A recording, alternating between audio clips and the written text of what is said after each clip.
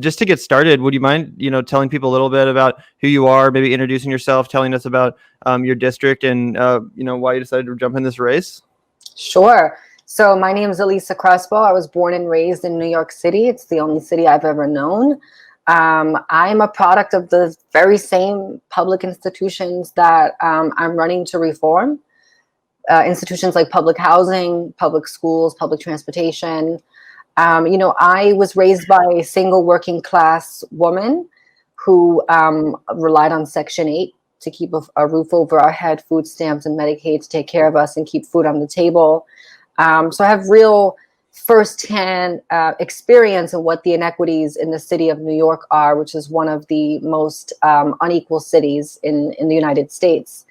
I began my organizing and activism as an elected student leader in the City University of New York, which is our public higher ed system here. I call it the People's University. And I, was organizing with a bunch of other Black and brown low-income students to make sure that CUNY remained affordable and accessible. I've worked for a couple of elected officials on different levels of government. And I work at the Bronx Borough President's Office. I will be taking my leave very, very shortly. But I work there by day as an education liaison advocating for families in the Bronx, making sure that mostly working with students who have IEPs, making sure those are individualized education plans for students with special needs or in special education. So making sure that they're getting those services that they are entitled to by law.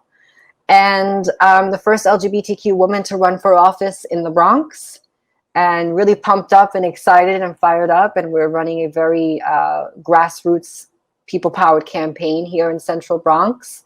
I decided to run for office because public service is my passion. And I think that it's going to take an entirely new generation of bold progressive leaders to bring real systemic change to the city of New York. And when I think of that new group of people who are going into the council next year, I'm included in that. That's me. So that's why I'm running. And that's a little bit of who I am in my story. That's so cool, and that's so exciting. And another really exciting aspect of your candidacy is if you were to win, you would be the first transgender elected representative or city council person, but representative elected in general, and not only the city of New York City, but the state of New York as a whole, which is kind of crazy to think about. Just from a representation standpoint, obviously that's really meaningful. But also, is there anything in particular legislatively that that experience might change the way you vote or legislate compared to maybe your components? There's definitely issues that I would understand because of my lived experience that others may not be able to understand. But this is really about, a lot of people are excited, of course, rightfully so, about the historic nature of this election.